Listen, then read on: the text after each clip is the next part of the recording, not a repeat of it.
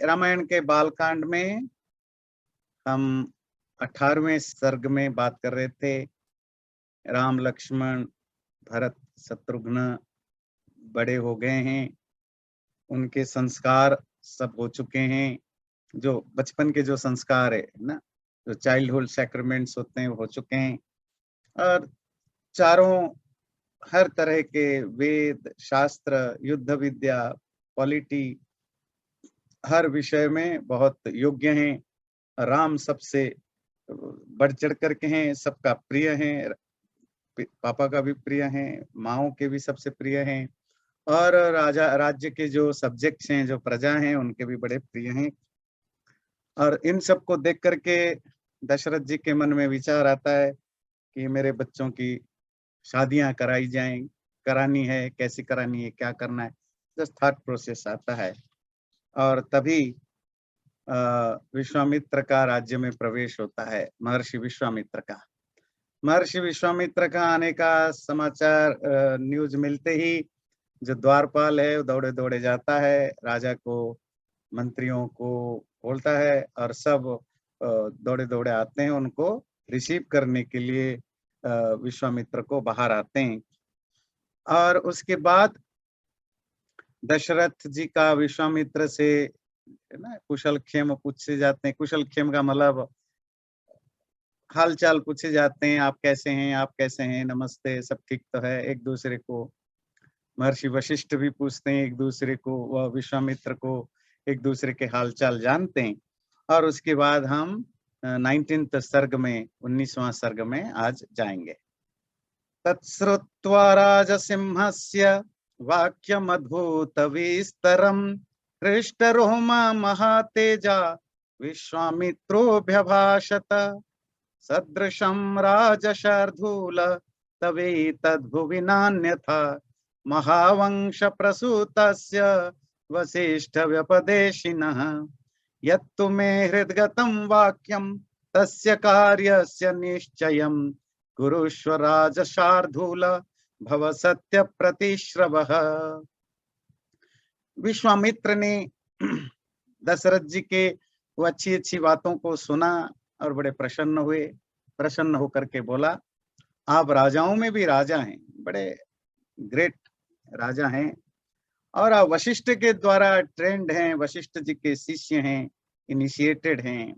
मुझे ये भरोसा है कि जो मैं आपसे बात करूंगा, जो मांगूंगा, आप मना नहीं करेंगे, क्योंकि आप इतने ऊंचे खानदान के हैं, आप खुद ही बहुत बड़े हैं, आपके गुरु वशिष्ठ जैसा गुरु हैं, तो आप बड़े ट्रूथफुल रहेंगे अपने प्रॉमिस के प्रति। मैं कुछ मांगने से पहले आपसे पहले एक प्रॉमिस मांगना चाहता हूँ। आप निश्चय करिए, मतलब एक प्रॉमिस करिए कि जो मैं मांगूंगा वो आप देंगे। अहम नियममातिष्ठे सिद्ध्यर्थम पुरुषर्षभ तस्य विघ्न करो द्वौ तु राक्षसौ कामरूपिणौ व्रते ते बहुशा शीर्णे समाप्त्यां राक्षसा विमौ मारीचश्च सुबाहुश्च वीर्यवन्तौ सुशिक्षितौ समांसरुधिरौघेण वेदिं तामभ्यवर्षताम् अवधूते तथा भूते तस्मिन् नियम निश्चये। मैं जहाँ रहता हूँ वहाँ रावण के द्वारा भेजे गए जो कमांडर्स हैं, राक्षस हैं, उनका बड़ा प्रादुर्भाव है, बहुत परेशान करते हैं। ऋषि लोग यज्ञ करते हैं तो उसमें खून, मांस वगैरह ला करके डाल देते हैं, हड्डी वगैरह डाल देते हैं। मेडिटेशन करते हैं, उनको परेशान करते हैं, ऋषियों को मारते भी हैं।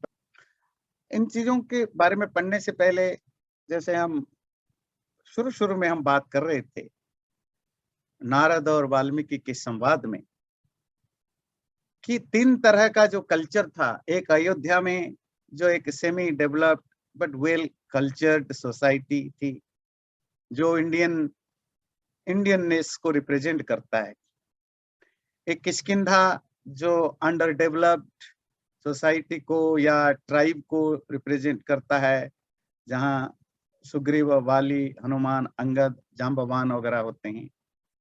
और एक वेल डेवलप्ड वेरी एडवांस्ड देश है जो रावण का लंका है ना, जिसको आज की भाषा में हम वेस्टर्न वर्ल्ड या यूरोपियन कंट्री के रूप में कंपेयर कर सकते हैं। और उसका नेचर क्या होता है, जब आप बहुत ज्यादा भयानक मैटेरियलिस्टिक होते हैं और आपके पास पावर भी है, स्किल भी है, नॉलेज भी है, तो आप क्या करते हैं, दूसरों को कॉलोनाइज करते हैं, दूसरों को स्लेव बनाते हैं, दूसरों के प्रॉपर्टी पर जबरदस्ती कब्जा करते हैं, छोटे छोटे लोगों को डराते हैं, स्केयर करते हैं, और ये चलता रहता है क्योंकि आपको सारे दुनिया पर राज करना है। जो यूरोप के देशों ने सैकड़ों सालों से किया और आज भी जाने अनजाने में वेस्टर्न कंट्रीज इंक्लूडिंग अमेरिका ये सब करते रहते हैं। और आपको पता है आज के डेट में अमेरिका के दुनिया में ऐसा कोई ओशियन नहीं, समुद्र नहीं, महासागर नहीं, जिस कोने में उनका कोई युद्ध जहाज ना हो। ऐसा कोई कॉन्टिनेंट तो छोड़िए, कॉन्टिनेंट के भी कोई डायरेक्शन नहीं, east west south north centre, Asia Africa, जहां उनका अपना सोल्जर्स या कोई आर्मी का टुकड़ा या मेरीन या एयरफोर्स ना हो, सब जगह ये एक इनडायरेक्टली कॉलोनी बना रखे हैं। पहले ब्रिटिश, पुर्तगालीज, ग्रीक, फ्रांस ये वाले कब्जा करते थे, जापान कब्जा करते थे। अब धीरे धीरे हम देखते हैं जैसे जैसे चाइना का डेवलपमेंट होता है तो वो कैसे सेम पॉलिसी है ना, चाइना का प्रभुत्व, उसकी जो वो जो विस्तारवादी नीति देखना है तो आप अफ्रीका के देशों में जान सकते हैं कैसे ज्यादातर जो अफ्रीकन कंट्रीज अब एक तरह के चाइना के इनडायरेक्ट कॉलोनी बनते जा रहे हैं, उसके फाइनेंशियल सपोर्ट के कारण, उसके कारण उनके पॉलिटिक्स में उनका इंटरफेरेंस रहता है, उनके कौन रूल करेगा उसमें उनका इंटरफेरेंस रहता है, वगैरह वगैरह।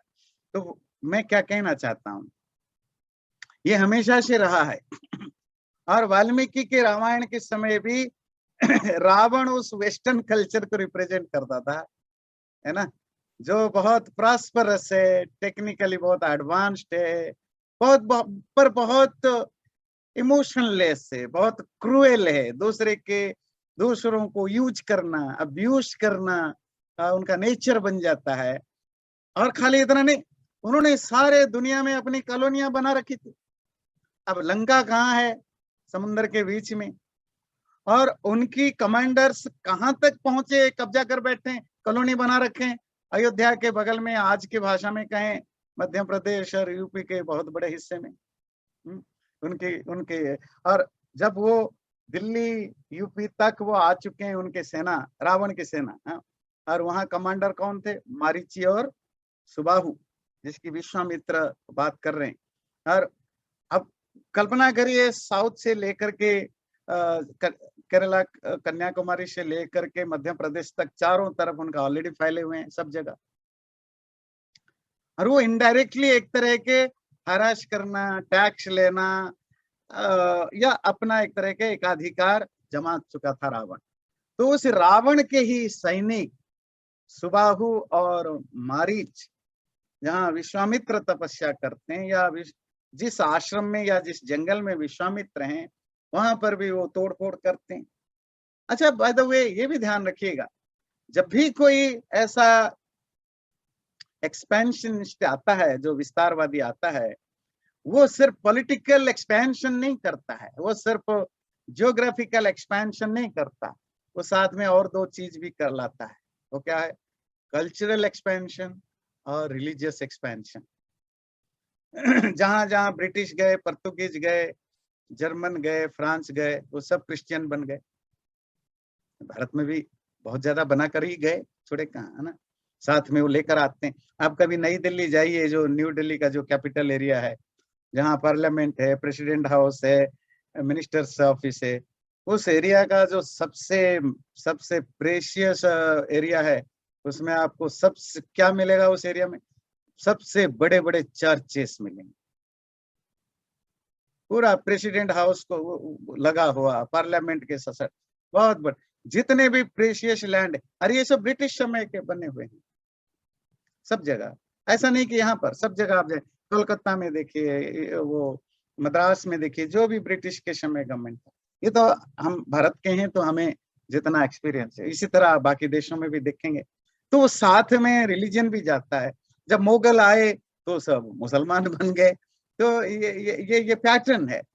और ऐसा नहीं कि सिर्फ हमारे यहाँ सब कुछ हुआ।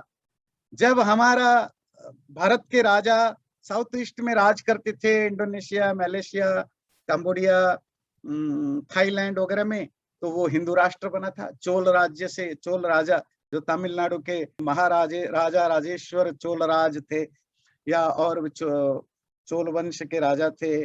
अब मुझे बहुत सारा अभी याद नहीं है। जो साउथ इंडिया के जो बड़े बड़े राजा थे, उनका राज्य कहाँ तक था, जब भी वो राज करते थे, म्यांमार, थाईलैंड, है ना, कंबोडिया, मलेशिया, थाई, अपना लाओस से, वियतनाम।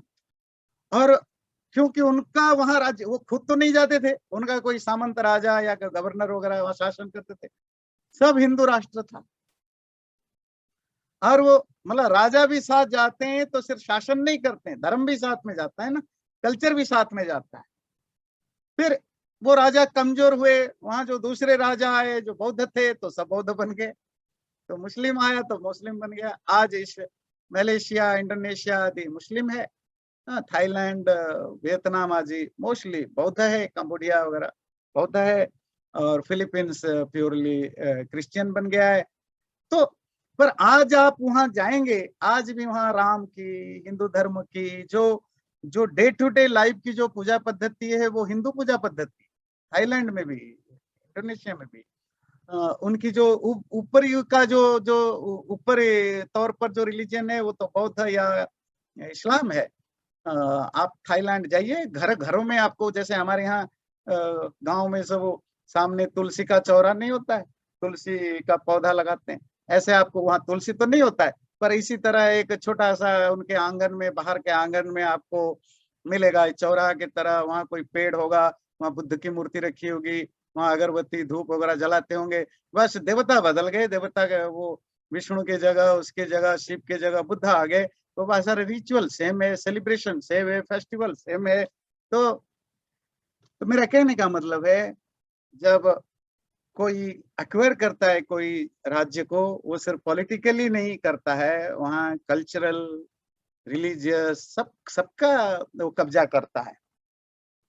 तो रावण को, क्योंकि रावण अयोध्या तक के आसपास तक पहुंच चुका था, सिर्फ पॉलिटिकल डोमिनेशन नहीं हो चाहिए, उनको रिलीजियस डोमिनेशन भी चाहिए। रावण का जो रिलीजियस बिलीव है, और ऋषि लोग जो तपस्या करते हैं उसके अपोजिट है। उनको तोड़ना है, नष्ट करना है, अपना वो कंसेप्ट को थोपना है। इसी तरह रावण की सेना भी जब कॉलोनी बनाता है तो उनको वो चीजें बर्दाश्त नहीं जो दूसरे सोच वाले विचार, उस समय कोई रिलीजन का, जो आज रिलीजन के शब्द से जो हम समझते हैं, तो रामायण के समय में तो ऐसा कोई रिलीजन का कंसेप्ट नहीं था ना। उस समय था बिलीफ सिस्टम, और आपके क्या कहते हैं, कर्मकांड की व्यवस्था। जैसे राक्षस, कोई राक्षस है हिरण्यकश्यपु का, आप स्टोरी सुनते हैं। अब वो क्या, हिरण्यकश्यपु कहता है नहीं ये भगवान नहीं, ये भगवान है, इसको मानो। उसका बेटा कहता है नहीं, मैं तो ये इसी को, विष्णु को ही भगवान मानूंगा। तो ये कांस्टेंट फाइटिंग हमेशा से रहा है। हर व्यक्ति अपने ढंग से भगवान को डिस्क्राइब करने की कोशिश करता है, और जो डोमिनेट हो जा, जो जिसका जो ज्यादा पावर हो जाता है, वो कमजोर वालों को दबा के अपनी जबरदस्ती अपनी रिलीजियस चीजों को थोपता है। और जो कि रावण और उसके जो साथी या उनके जो कमांडर से वही करते थे। तो क्या करते थे, विश्वामित्र कह रहे हैं कि मारीच और सुबाहु, उनके साथ जो बाकी राक्षस हैं, वो यज्ञ को नष्ट करना, मांस और ब्लड वगैरह फेंकना। अगर आप संकल्प करते हैं, कोई भी अच्छा काम करने से पहले संकल्प करते हैं ना, तो संकल्प करते हैं तो संकल्प पूरा ना हो मेक श्योर करना, मेडिटेशन करने नहीं देना, हर तरह के तोड़ फोड़ करते रहते हैं। जब हम मनुष्य, राक्षस और देवता की बात करते हैं, राक्षस कोई माइथोलॉजिकल कैरेक्टर जैसा कि हमारे अंदर परसेप्शन बनाया गया नहीं, या राक्षस कोई दूसरा स्पीस, मतलब जैसे कोई शेर अलग है, बाघ अलग है, इंसान अलग है, ऐसा कोई राक्षस एक अलग प्राणी नहीं हुआ करता था, न देवता कोई अलग प्राणी नहीं हुआ करता था। जिनको रेफरेंस के साथ जानना है वो गीता का दैवासुर संपद योग 16 चैप्टर पढ़ सकते हैं। जिन लोगों ने पढ़ा है उनको पता है मनुष्य में से जो लोग अच्छे गुण वाले होते हैं, अच्छे स्वभाव वाले होते हैं, वो देवता कहलाते हैं। जो एवरेज वाले होते हैं, अच्छे बुरे मिक्स है, थोड़ा बहुत अप डाउन के साथ, वो मनुष्य होते हैं। जो बहुत ज्यादा तमोगुणी या गंदे, उनकी डिस्क्रिप्शन आपको जानना है तो आप वो 16वां चैप्टर 16 चैप्टर गीता का जरूर देख लीजिए। तो वो सब राक्षस होते हैं। तो रावण कोई राक्षस था मतलब ऐसा नहीं है कि कोई दूसरे स्पीस था। रावण की माँ कौन थी? राक्षसी थी। उसके पिता कौन थे? ऋषि थे, मनुष्य थे। उसका एक भाई देवता था, कजन भाई, स्टेप ब्रदर कौन था? कुबेर। एक भाई इंसान मनुष्य था, कौन था? विभीषण। और ये दो भाई राक्षस थे, कुंभकर्ण और रावण। अब कंस को राक्षस बोलते हो, कंस का भांजा देवता है है ना। कंस के पिता उग्रसेन तो इंसान है, उसकी बहन और बहनोई सब इंसान है, देवकी, वसुदेव। हिरण्यकश्यप राक्षस है, उसका बेटा इंसान है, प्रहलाद। ध्यान रखिएगा। तो ऐसे कैसे होगा भाई? एक ही माँ के पेट से राक्षस पैदा होता है, एक देवता एक मनुष्य। ऐसा नहीं कि राक्षस कोई अलग चीज है। एक ही माँ के पेट से पैदा होते हैं, एक ही पिता के पेट से पैदा होते हैं। जो बहुत बुरे होते हैं उनको राक्षस कहा गया, असुर कहा गया, और जो बहुत अच्छे होते हैं उनको देवता कहा गया। और जो मिडिल लेवल के होते हैं, हम आप जैसे, थोड़ा बहुत अप डाउन रहता है, तो वो सब मनुष्य होते हैं। तो रावण राक्षस वही है, बुरे लोग हैं।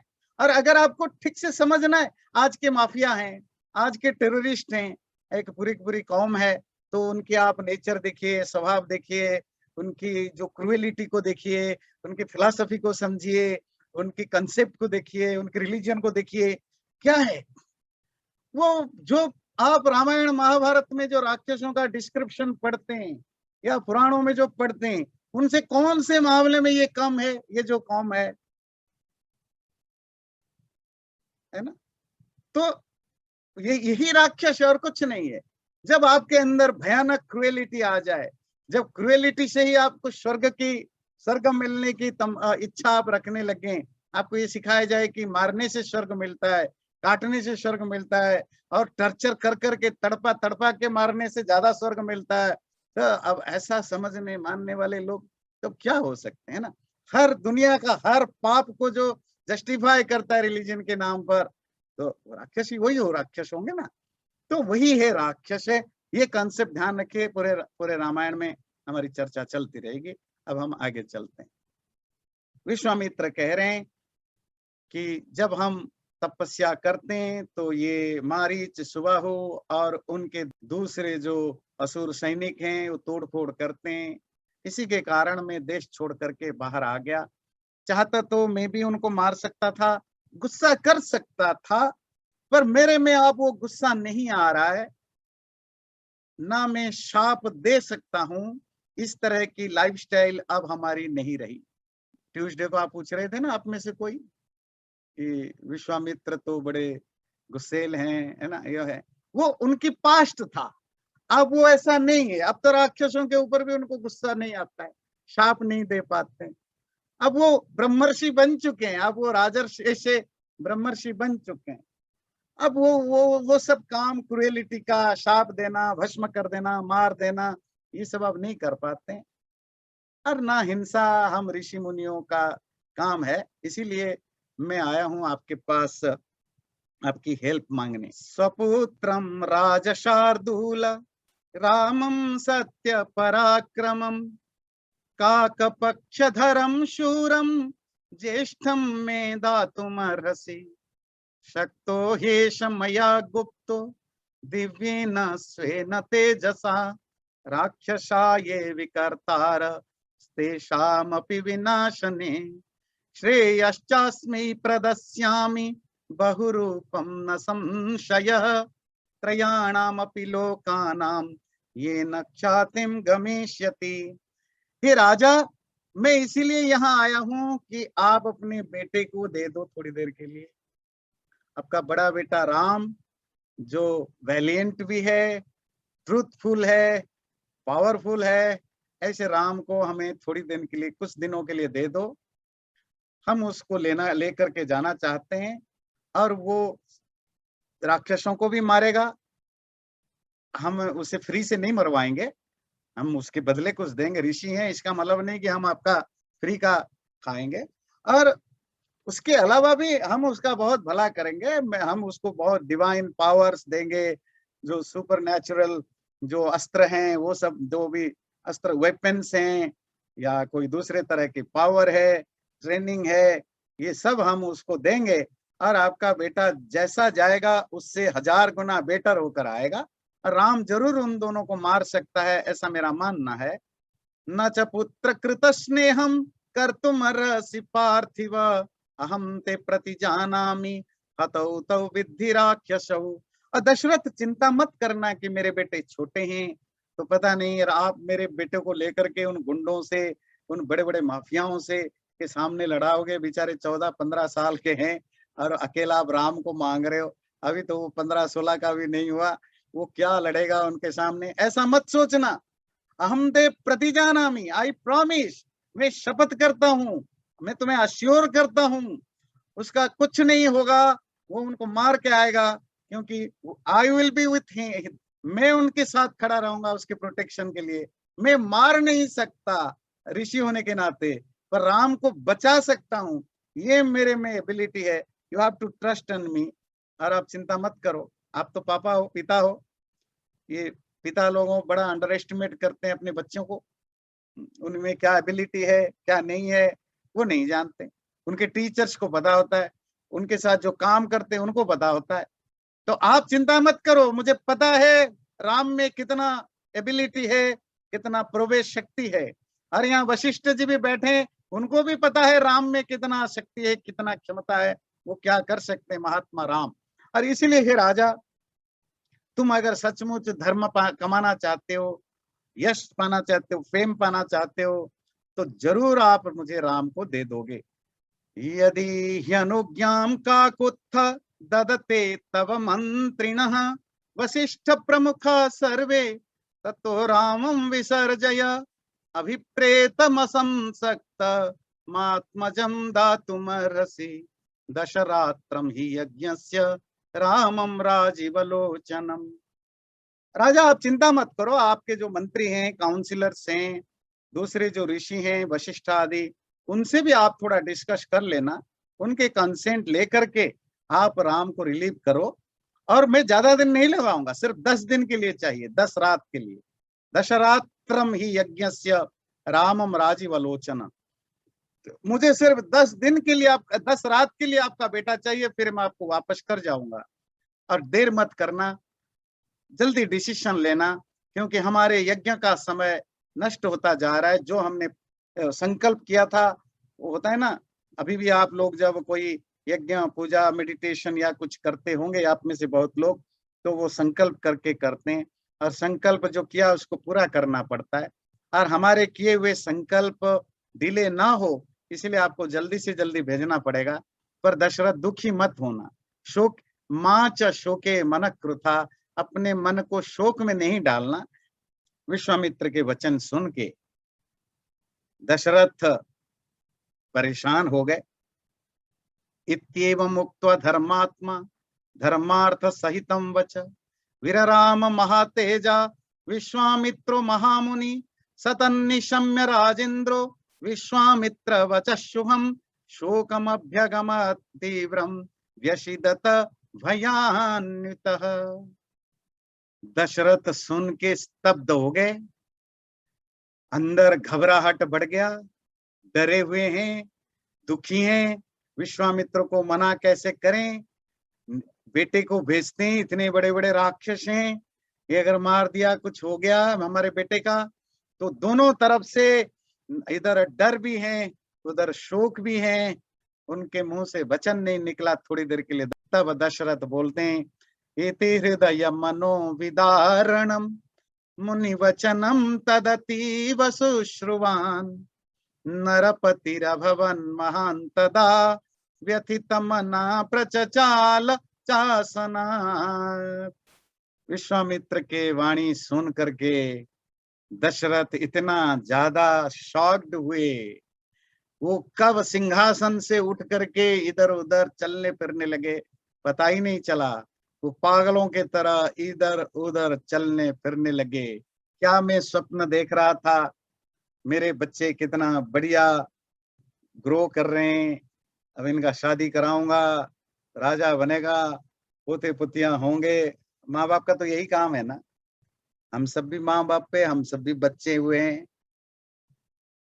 अगर माँ बाप की हर बात को सुने ना बच्चे, तो दुनिया में कोई ना बड़ा लीडर बन सकता है, ना कोई बड़ा साइंटिस्ट बन सकता है, ना कोई बड़ा कोई काम करने वाला बन सकता है।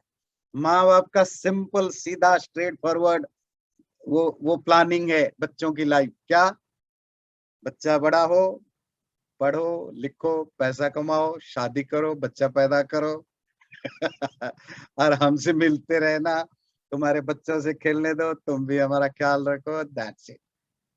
तो दुनिया में जो भी बच्चे बड़े हुए हैं, जिन्होंने घर छोड़ा, रिस्क उठाया, और आप में से भी बहुत होंगे, डिसीजन लिया, या तो पापा मम्मी ने आपको परमिशन दिया या नहीं भी दिया, तो भी तब या वो आगे बढ़े। और आप यकीन मानिए, ऐसा नहीं है कि ये जो पिछले 20-25 साल से भारत में बहुत बड़े बड़े प्रतिभावान लोग निकल रहे हैं, है ना, बहुत हर फील्ड में आपको लगता है जैसे इंडियन बहुत आगे बढ़ते जा रहे हैं। ऐसा नहीं कि 20-25 साल में भारत में कुछ खास तरह का खाना खिलाया जा रहा है या खाद फर्टिलाइजर डाला जा रहा है जिसके कारण सब टैलेंटेड बच्चे पैदा हो गए, ऐसा कुछ नहीं है। 100 साल पहले भी था, 50 साल पहले भी था। पहले वो बच्चे घर से बाहर नहीं जाते थे, एक तो स्कोप भी नहीं था और माँ बाप छोड़ते भी नहीं थे, आसपास रहते थे। बहुत रेयरली, लाखों में करोड़ों में कोई एक आधा अपने शहर से गांव से बाहर जाता था। इसीलिए वो जो टैलेंट है, जो एबिलिटी है, वो वहीं मर जाता था। छोटा मोटा जो जॉब मिला कर लिया, स्कूल का टीचर बन गए, स्कूल का टीचर बन गए, बगल के क्लर्क बन गए, या आसपास कोई छोटे शहर में गए, कहीं कॉलेज का लेक्चर बन गए, वह जितना थोड़ा बहुत हो गया, और वो टैलेंट सारा सूख जाता था।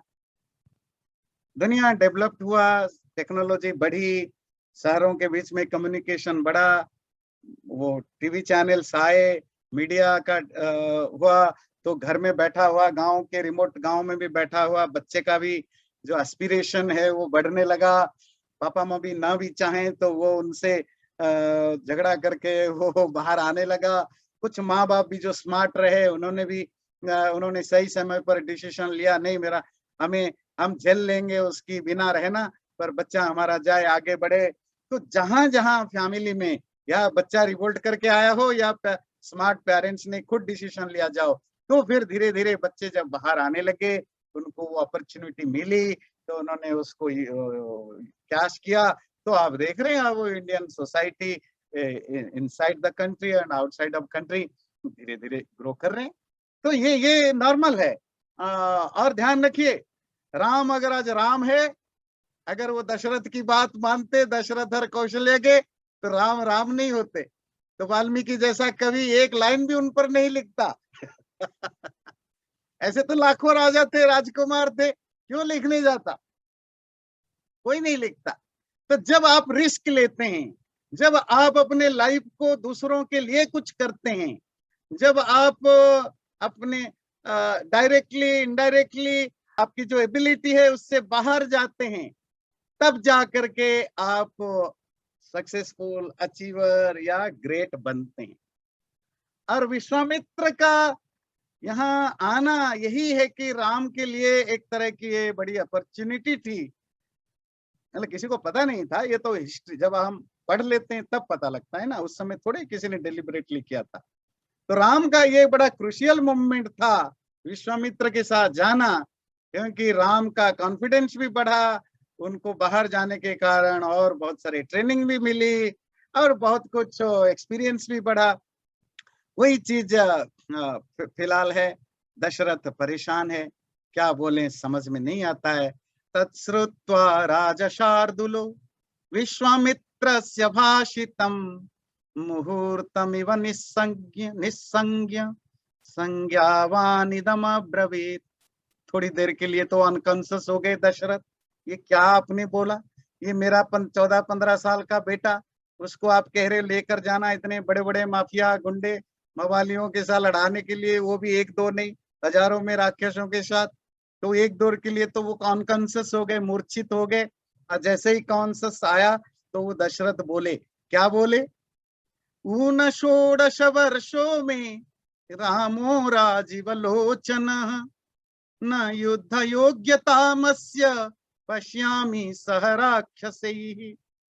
ऋषि जी आप क्या कह रहे हो, मेरा ये राम उन षोडश है, 16 साल से भी कम है, ये 14-15 साल का लड़का है, ये इसमें वो युद्ध करने की अभी वो एबिलिटी भी नहीं आई टू फाइट, और वो भी राक्षसों के साथ लड़ेगा, कैसे ये संभव है। इयमक्षहुणि पूर्ण यस्याहं पतिरीश्वरः अनया संवृतो गत्वा युद्धाहं तैर्निशाचरैः। आपको राक्षसों को मारना है ना, अब मुझे बोलिए, मेरे पास एक अक्षहुणी सेना है, मिलियंस ऑफ सोल्जर की इतनी बड़ी आर्मी है, मैं जाऊंगा लड़ने के लिए, मैं उन दुष्टों को मार कर आऊंगा, पर मेरे बेटे को क्यों आप बुला रहे हो। ये मेरे जो योद्धा आप देख रहे हैं, बड़े बड़े सोल्जर्स हैं, वॉरियर्स हैं, वो एक एक योद्धा हर तरह के अस्त्र शस्त्र में, हर तरह के बैटल स्किल में एक्सपर्ट हैं, ये सब लड़ाई करने के लिए तैयार हैं। न रामम नेतुमर्हसि, पर तुम राम को नहीं ले सकते हो। अहम एव धनुष पाणी गोप्ता समर मूर्धनि यावत प्राणान धरिष्यामि तावत योच्ये निशाचरे। नहीं तो मैं खुद जाऊंगा धनुतीर लेकर के, जो आरो और वो होता है मैं लेकर जाऊंगा। समर के समर समझते हैं, इसका मतलब भी वार ही होता है ना, युद्ध शब्द भी वार होता है। जब तक जिंदा रहूंगा तब तक मैं लड़ता रहूंगा। आपकी दिनचर्या का, आपका व्रत ठीक रहे, आपने जो संकल्प लिया है उसको प्रोटेक्ट करना, आपकी यज्ञों को प्रोटेक्ट करना, आपकी मेडिटेशन को प्रोटेक्ट करना, ये मैं मेक श्योर करूंगा, पर राम नहीं आ सकता। बालो ह्यकृत विद्यश्च न च वेत्ति बलाबलम न चास्त्र बल संयुक्तो न च युद्ध विशारदः। ये बेचारा बाल है, बच्चा है, अभी 16 का भी नहीं हुआ है। अकृत विद्या, उसकी पढ़ाई अभी पूरी नहीं हुई है, खास करके जो वॉरफेयर की साइंस है, द साइंस ऑफ वॉरफेयर, वो अभी उसका पूरा नहीं हुआ है। और वो ये भी नहीं जानता बलाबलम क्या स्ट्रेंथ, और लड़ाई में सिर्फ पावर तो काम नहीं करता है ना, लड़ाई में जो स्ट्रेटेजी होती है, स्ट्रेटेजी में 2 चीजें देखी जाती है ना, बला बलम। बला बला समझते हैं, बल क्या उसकी पावर है, और क्या वीक, अबल कहते हैं क्या वीकनेस है। किसी भी लड़ाई में 2 चीजें बहुत इंपॉर्टेंट होता है ना, डिफेंस एंड ऑफेंस। तो जिसमें वो बहुत आपकी एनिमी जिस चीज में बहुत ज्यादा, अगर आपसे ज्यादा पावरफुल है, उसमें आप डिफेंसिव स्ट्रैटेजी अपनाते हो, और जिस एरिया में वो वीक हो, अबल है, तो वहां आप ऑफेंसिव स्ट्रैटेजी अपनाते हो। और डिफेंस एंड ऑफेंस ये साइमल्टेनियसली चलता है, ये दोनों साथ साथ चलते हैं, और ये एक पार्ट ऑफ वॉर स्ट्रैटेजी है। और हमारे बेटे को तो कुछ भी नहीं पता, थोड़ा बहुत ठीक है जानता है, पर ये सब चीजें एक्सपीरियंस से आता है, ये सब चीजें ट्रेनिंग से आती है, इतना तो हमारे बच्चे के पास नहीं है। विप्रयुक्तो हि रामेण मुहूर्तम अपि नोत्सहे जीवितुम मुनि शार्दुल न रामम नेतुमर्हसि। और विश्वामित्र जी, मैं तो एक क्षण के लिए भी, even for a moment, I can not live without him, मैं उसके बिना जीने की अभ्यास ही नहीं है मेरा, इसीलिए आप राम को नहीं ले सकते। तो इस तरह दशरथ बिलक करके राम को, विश्वामित्र को राम ना देने के लिए कोशिश करते हैं। फिर उनको लगा कि अच्छा जरा बताइए वो जो राक्षस हैं वो किस तरह के हैं। किंग वीर्या राक्षसास्ते चकस्य पुत्राश्चते चके कथम प्रमाणा के चैतान नक्षन्ति मुनिपुंगवाः। जरा थोड़ा बताएंगे विश्वामित्र जी, वो जो राक्षस आप कह रहे हैं, मरीच और सुबाहु और उनके अंडर जो हजारों हैं, उनकी पावर क्या है? क्या उनकी किस तरह की एबिलिटी है? किस तरह की स्ट्रैटेजी है? वो कहाँ से आए हैं? किसने उनको भेजा है? उनका लीडर कौन है? राजा कौन है? किस तरह का उनका बॉडी है? किस तरह का डिफेंसिव ऑफेंसिव उनकी स्ट्रैटेजी है? जरा वो मुझे कुछ बताएंगे? कथम च प्रतिकर्तव्यम तेषां रामेण राक्षसां मामकैर्वा बलैर्ब्रह्मन् मया वा कूटयोधिनाम्। विश्वामित्र जी ये बताइए, वो डिसाइडफुल हैं, बड़े छल कपट वाले, इल्यूजनरी स्ट्रेटेजी अपनाने वाले हैं, राम उससे कैसे अपने आप को बचाएगा, या मैं अगर जाता हूं तो हम ऐसे कैसे डील करेंगे? तब ये सुन करके विश्वामित्र बोलते हैं, पौलस्त्य वंश प्रभवो रावणो नाम राक्षसः सब्रह्मणा दत्तवर स्त्रैलोक्यं बाधते वृषम् महाबलो महावीर्यो राक्षसैर्बहुभिर्वृता श्रूयते हि महावीर्यो रावणो राक्षसाधिपः। पुलस्त्य वंश में पैदा होने वाला रावण एक राक्षस है। ब्रह्मा के द्वारा वर दे जाने के कारण वो सारे दुनिया को परेशान करता है। उसके जैसा पावरफुल, उसके जैसा माइटी बहुत कम लोग हैं, रेयर हैं। विश्रवा ऋषि के पुत्र है। उस विश्रवा के एक बेटा कुबेर भी है। कुबेर क्योंकि प्रसिद्ध है। कुबेर किस लिए कुबेर प्रसिद्ध है? धन का स्वामी है, पैसे का, है ना। तो इस तरह वो एक रावण जो बहुत पावरफुल है, उसके ये लोग हैं।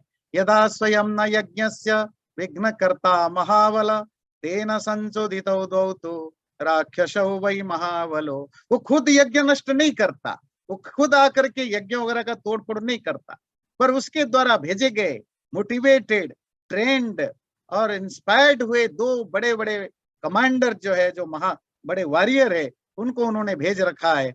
मारीच और सुबाहो, ये दोनों आकर यज्ञ को तोड़फोड़ करते हैं, नष्ट करते हैं। इत्युक्त मुनिना तेन राजोवाच मुनिम तदा नहीं शक्तोस्मि संग्रामे स्थातुम तस्य दुरात्मनः। दशरथ ने पहले से ही रावण का नाम सुना था। उसको पता था रावण की जो कीर्ति है। रावण के नाम सुनते ही दशरथ घबराने लगे। बोले, ऋषि फिर तो मैं नहीं जा सकता, उससे मैं नहीं लड़ सकता। मेरे बस की बात नहीं। उससे लड़ाई तो दूर की बात है, उससे पंगा लेना, उससे शत्रुता रखना भी I can not afford that enmity. तो वो वैसे ही दशरथ घबराने लगे कि नहीं नहीं नहीं, अब ये मेरी बात की बस की बात नहीं है। सत्वम प्रसादम धर्मज्ञ कुरुष्व मम पुत्र के। इसलिए विश्वामित्र जी प्लीज मेरे बेटे पर दया करो, प्रसाद करो। प्रसाद समझते हैं, कृपा करो, दया करो, प्रसन्न रहो, मेरे बेटे की बर्बादी मत करो। मम चैवाल्प भाग्यस्य दैवतम ही भवान गुरु। आप मेरे गुरु भी हो, और आज के डेट में तो आप मेरा भाग्य भी हो। आपके हाथ में मेरा भाग्य लिखा है। ना मैं उससे लड़ सकता हूं, रावण से, और आप मेरे बेटे को लेने की बात कर रहे हो। देवदानव गंधर्वा यक्षा पतग पन्नगाः न शक्ता रावणम सोढ़ुम किम पुनर्मानवा युधि। बड़े बड़े देव, दानव, गंधर्व, यक्ष, पतग, पन्नग, ये भी उससे नहीं लड़ सकते। मैं कहाँ लड़ूंगा, और मेरा बेटा किस खेत की मूली, वो क्या लड़ेगा। तो इस तरह दशरथ रो पीट करके विश्वामित्र को मना करते हैं कि प्लीज आप राम को मत ले लीजिए, और जो मैं कह रहा था मैं जाऊंगा, ये तो बिल्कुल ही संभव नहीं मेरे लिए। तत्श्रुत्वा वचनम तस्य स्नेह पर्याकुलाक्षरम समन्यो कौशको वाक्यम प्रत्युवाच महीपतिम पूर्वमर्थम प्रतिश्रुत्य प्रतिज्ञां हातुमिच्छसि राघवाणाम अयुक्तोऽयं कुलस्यायं विपर्यय। ये सुन करके कुशिक नंदन, जो कुशिक के बेटे विश्वामित्र ने बोला कि राजा दशरथ, ये क्या कर रहे हो? पहले आपने प्रॉमिस किया, अब आप प्रॉमिस तोड़ना चाहते हो। ये रघुकुल को शोभा नहीं देता है, और ये तुम्हारे खानदान के भी खिलाफ है, और तुम्हारे जैसा इतने बड़े राजा के भी ये अच्छा नहीं है। यदिदं ते क्षमं राजन् गमिष्यामि यथा गतम, मिथ्या प्रतिज्ञा काकुत्थ सुखी भव सबांधव। ठीक है, अगर आपका यही विचार है, आपने प्रॉमिस किया और आपको तोड़ना है, मैं चला जाऊंगा, पर होगा क्या? दुनिया में आप फेमस होंगे कि आप झूठे हैं, आप बोल के मुकर जाते हैं। अगर यही आपको पसंद है तो सुखी रहिए, be happy with your relatives, I am going back. ये देख करके वशिष्ठ जी तब आए। वशिष्ठ ने बोला, इक्ष्वाकुणाम कुले जात साक्षात् धर्म इवा पर, त्रस्त रूपम तु विज्ञाय जगत सर्वम महान ऋषि, नृपतिम सुब्रतो धीरो वशिष्ठो वाक्यमब्रवीत्। इक्ष्वाकुणाम कुले जात साक्षात् धर्म इवा परः, धृतिमान सुब्रत श्रीमान अधर्मम हातुमर्हसि। तब जब देखा विश्वामित्र गुस्से में आ गए, दशरथ परेशान है, तब वशिष्ठ ऋषि बीच में इंटरप्ट करके बोला कि राजा, आप इक्ष्वाकु खानदान में पैदा हुए हो, आप मानो धर्म का एक तरह के एम्बॉडीमेंट हो, आप इतने पेशेंस रखने वाले हो, स्ट्रांग हो, आपको ये शोभा नहीं देता है कि आप धर्म का पालन न करें। धर्म क्या है? जो आपने प्रॉमिस किया उसको फॉलो करना आपका धर्म है। संसृत्येवं करिष्यामि इति अकुर्वाणस्य राघव, इष्टापूर्त वधो भूयात् तस्मात् रामं विसर्जय। और आपने क्योंकि प्रॉमिस किया दशरथ, आपको ये जरूर राम को भेजना चाहिए विश्वामित्र के साथ। और जो आप कहते हैं, आपको जो भी डर लगता है, वो डर भी ठीक डर नहीं है। क्यों? कृतास्त्रम अकृतास्त्रम वा नैनम शक्यन्ति राक्षसः, गुप्तम कुशिकपुत्रेण जलनेनामृतम तथा, एष विग्रहवान धर्म एष वीर्यवतां वरः, एष बुद्ध्याधिको लोके तपश्च परायणम। वशिष्ठ समझा रहे हैं, दशरथ जी, ये विश्वामित्र को आप जानते नहीं है, आपका बेटा छोटा है, पर ये विश्वामित्र है, ये हर आर्म्स वेपन्स में ये एक्सपर्ट है चलाने में, वो खुद ट्रेंड हैं और ये जानते हैं, ये राम को प्रोटेक्ट करना जानते हैं, प्रोटेक्ट कर सकते हैं। आप जानते, ये जो विश्वामित्र है, ये धर्म का एक तरह के विग्रहवान है। विग्रहवान समझते हैं, मानो एम्बोडिमेंट ऑफ राइटसनेस है और एम्बोडिमेंट ऑफ प्रोग्रेस भी है। पावर और धर्म, ये दोनों में ये बहुत बड़े हैं। ये बुद्धि से भी, इनकी जो इंटेलिजेंट है, इससे भी ये भी उस दुनिया में सबसे आगे हैं।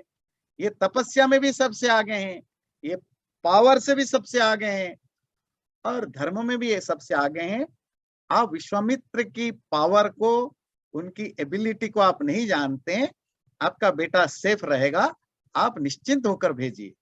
येषु वस्त्रान् विविधान् वेत्ति त्रैलोक्ये सचराचरे, नैनमन्य पुमान् वेत्ति न च वेत्स्यन्ति केचन।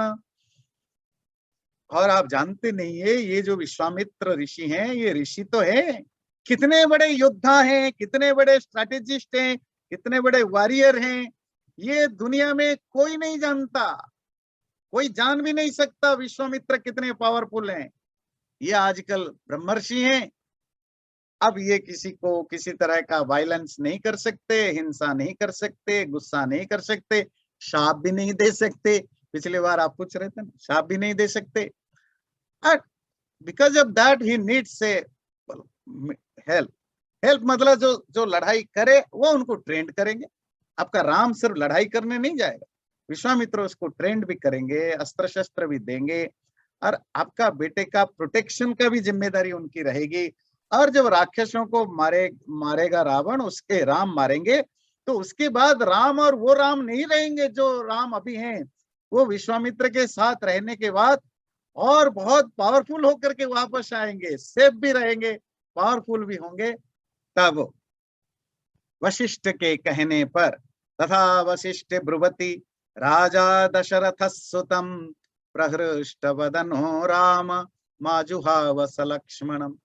जब वशिष्ठ ने समझाया दशरथ को विश्वामित्र के असली रूप को सामने रखा, तब दशरथ को थोड़ी संतुष्टि हुई, थोड़ा समझ में आया, अच्छा चलो मेरा बेटा सेफ रहेगा, विश्वामित्र के साथ रहेगा तो बिल्कुल सेफ रहेगा। तब वशिष्ठ के कहने पर दशरथ राजी हुए अपने बेटे को भेजने के लिए। रामम आजुहाव सलक्ष्मणम, पर अकेले नहीं भेजूंगा मैं एक बेटे को, मैं दो बेटे भेजूंगा। राम का ये प्यारा है लक्ष्मण, तो लक्ष्मण भी साथ जाएगा। कृत स्वस्त्ययनम मात्रा पित्रा दशरथेन च पुरोधसा वसिष्ठेन मंगलैरभिमंत्रितम् सपुत्रं मूर्ध्नि उपाघ्राय राजा दशरथ प्रियं ददौ कुशिकपुत्राय सुप्रीतेनांतरात्मना। वशिष्ठ के कहने पर राम और लक्ष्मण को विश्वामित्र के साथ वो विदा करते हैं। माँ पिता दशरथ सब स्वस्त्ययन के स्वस्ति वाचन के साथ, स्वस्ति वाचन जानते हैं ना, आज भी कोई आजकल तो स्वस्ति वाचन सिर्फ मंदिर में हवन में पूजा पाठ में रह गया है, पर पहले हर चीज में कोई भी अच्छा काम के लिए जाते थे या करते थे तो स्वस्ति वाचन होता था, है ना। आजकल ये सब रिलीजियस और मंदिर और यज्ञशाला में रह गया, पहले हर कोई बोलता था, हर कोई यूज करता था। दशरथ को भी पता था, उनकी पत्नियों को भी पता था, क्योंकि उस समय सबको वेद पढ़ना था, वो सब पढ़ते थे, थोड़ा बहुत जो भी है सबको शास्त्र पढ़ना होता था, सबको बाकी विद्याएं भी पढ़नी पड़ती थी। तो कौन ज्यादा पढ़ता है कम पढ़ता है दैट्स ए डिफरेंट थिंग। जैसे हर किसी को 12 तक 10 तक पढ़ना रिकमेंडेड है, तो इसी तरह उस समय भी सबको कुछ ना कुछ पढ़ना तो पड़ता था, इंक्लूडिंग जो लेडीज हैं। तो माँ पिता दशरथ और राज्य के मंत्री वगैरह ने स्वस्ति वाचन के साथ को विदा किया, मंगल गान के साथ, वशिष्ठ आदि के साथ। तब राजा दशरथ ने पुत्रम मूर्धने उपाग्राय, अपने बेटे को उसके मूर्धा में चुम करके, आपका कोई प्रिय होता है, आता है या जाता है, तो एक तो आप हक करते हैं, आलिंगन करते हैं, और बहुत ज्यादा जो अपने जिससे बहुत छोटा हो या प्यारा हो तो आप उसके सर में चुमते हैं, है ना। ये बहुत पुराना परंपरा है। देखिए हमारी सोसाइटी कैसे बदल गई है। आलिंगन करना मतलब टू हग, नमस्ते करना, पैर में गिरना, साष्टांग प्रणाम करना, सर में चुमना, ये सब हमारे कल्चर में ग्रीटिंग के अलग अलग रूप थे। और आज भी आप देखेंगे गांव में रिश्तेदार वगैरह आते हैं तो उसे गले मिलते हैं, जिसको आप कहते हैं हक करना, है ना। ये एक नॉर्मल थिंग था, पर पता नहीं क्यों धीरे धीरे हमारे यहाँ हम हमारा सोसाइटी जैसे जैसे आगे बढ़ रहा है ना, वैसे बैकवर्ड भी बहुत होता जा रहा है। हम हर वो चीज को वेस्टर्न कल्चर के नाम पर निंदा कर देते हैं। और कौन करने वाले होते हैं? ये अधपढ़ लोग होते हैं, ये अधपढ़ साधु सन्यासी पंडित लोग, जो अपने कल्चर को ठीक से पढ़ते समझते नहीं। और कोई किसी को हक करे तो ये तो वेस्टर्न कल्चर है। अरे बेवकूफ, तुम्हारे यहाँ सारा शास्त्र भरा पड़ा है, कोई किसी से मिले हक करता था, आलिंगन करता था, उसके लिए दर्जनों शब्द मिलते हैं, संश्लेषण, आलिंगन, हजारों शब्द मिलता है। अब तुम बेवकूफ हो तो सोचते हो सारा दुनिया बेवकूफ बने। ये हमारी सोसाइटी की बड़ी विचित्र विचित्र स्थिति है ना। तो मैं इसीलिए ये बात को रखा। तो राजा ने अपने बेटे के सर को चूमा। ये एक इसीलिए बताना चाहता हूँ कि हमारे यहाँ ये सब आजकल वेस्टर्न कल्चर माना जाता है ना, जबकि ये प्योरली देसी, अपना शुद्ध देशी कल्चर में आते हैं। और चुम करके उन्होंने कुशी का पुत्र विश्वामित्र के साथ उनको उन्होंने भेजा। ततो वायु सुख स्पर्शो नीरजस्को बभूव तदा विश्वामित्र गतम दृष्ट्वा रामम राजीवलोचनम पुष्पवृष्टिर्महत्यासीत् देवदुन्दुभिनिस्वनैः शंखदुन्दुभिर्घोष प्रयाते तो महात्मनि। जब राम लक्ष्मण विश्वामित्र के साथ चलने लगे तो चारों तरफ से जो राज्य के प्रजा हैं, अयोध्या के लोग हैं, उन्होंने भी, जो राज्य के मंत्री हैं, ऑफिसर्स हैं, सब लोगों ने फूल वगैरह का वर्षा कराया।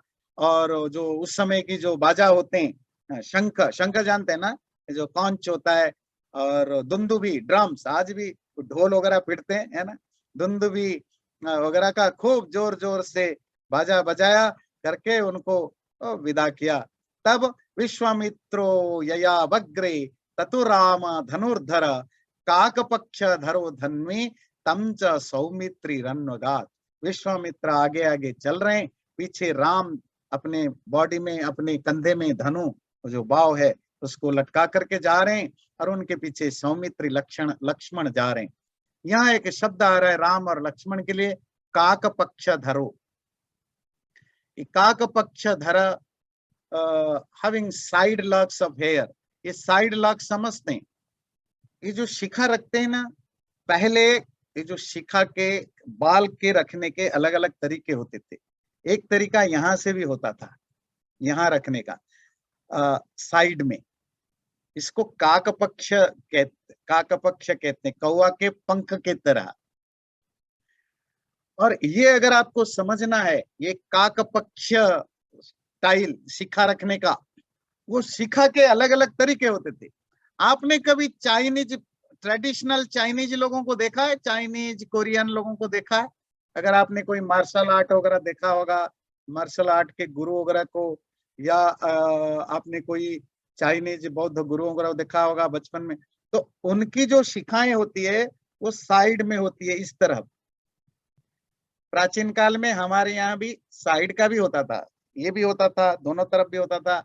राजकुमार लोगों का काकपक्ष इस तरह, जो ट्रेडिशनल चाइना में होता था, हमारे यहाँ भी वही साइड में भी शिखा रखने का व्यवस्था भी, मतलब ही नहीं, यहाँ भी रखते थे, यहाँ भी रखते थे। तो अब आप समझ सकते हैं चाइना, कोरिया, जापान के कल्चर में जो ये जो साइड में शिखा रखने की परंपरा थी, या अभी भी बहुत सारे धार्मिक ट्रेडिशन में उनका है, वो कहाँ से गया होगा। सो नोट करिएगा इन चीजों को भी। ये तो सबको पता है, चाइनीज मार्शल आर्ट जो है वो भारत से, केरला से गया हुआ है। आप अमेरिका में किसी भी मार्शल आर्ट ट्रेनिंग सेंटर में जाइए, जहां आपको जुडो, कराटे, या वो क्या कहते हैं, पंफू, जो भी सिखाया जाता है, वहाँ के जो गुरु होते हैं, वो जब पहले दिन जब क्लास लेते हैं, उस क्लास में वो बताते हैं कि ये आर्ट क्या है, कहाँ से शुरू हुआ, और वो हमेशा रेफर करते हैं, मैं ये चाइना में कैसे आया, पर चाइना में कहाँ से आया वो रेफर करते हैं, इंडिया से आया, उसका नाम क्या है। पर आयरनी क्या है, इंडिया के किसी भी आदमी को पता नहीं है ये, पर चाइनीज वाले खुद बोलते भी हैं, और यहाँ अमेरिका, ब्रिटेन में भी वो रहते हैं, इनको भी बताते हैं वो रेफरेंस में कि हमारे यहाँ ये चाइनीज आर्ट है, पर ये चाइनीज आर्ट कैसे उनके वहां आया, वो रेफर करते हैं। और हम इतने ज्यादा सेल्फ डिस्ट्रक्टिव इंडियन कम्युनिटी है, हमें पता भी नहीं, पता हो तो मानने को भी तैयार नहीं है। मतलब दूसरा भी कहे ये तुम्हारा है, तुम्हारा है, तो भी वे आर नॉट, नहीं हम मानने को तैयार है, नहीं ऐसा नहीं हो सकता, हमारा पापा इतना पढ़ा लिखा हो ही नहीं सकता, अरे नहीं तुम्हारा पापा बड़ा पढ़ा लिखा नहीं हो सकता। अब ये समझ सकते हैं हमारी जो आयरनी है ना। तो ये काक पक्ष धरा, तो एक शिखा, राम लक्ष्मण भरत शत्रुघ्न में भी वही जो लटकी हुई थी, ये जो साइड में एक शिखा, ये बार बार मैंने इंटरेस्टिंगली देखा, बहुत सारे जगह लक्ष्मण के लिए, राम के लिए शब्द यूज होता है, काक पक्ष धरा। काक समझते हैं, कौवा, है ना, क्रॉ, क्रॉ का पक्ष मतलब उसके जो विंग है, तो एक विंग की तरह दिखता है, तो साइड में थोड़ा लटका हुआ होता है, उसको काक पक्ष धर कहते हैं। तो इस तरह दोनों विश्वामित्र के साथ चलते हैं, अगले बार जानेंगे, बड़ा इंटरेस्टिंग है। चैनल को सब्सक्राइब जरूर करें, और वीडियो अच्छा लगे लाइक भी जरूर करें।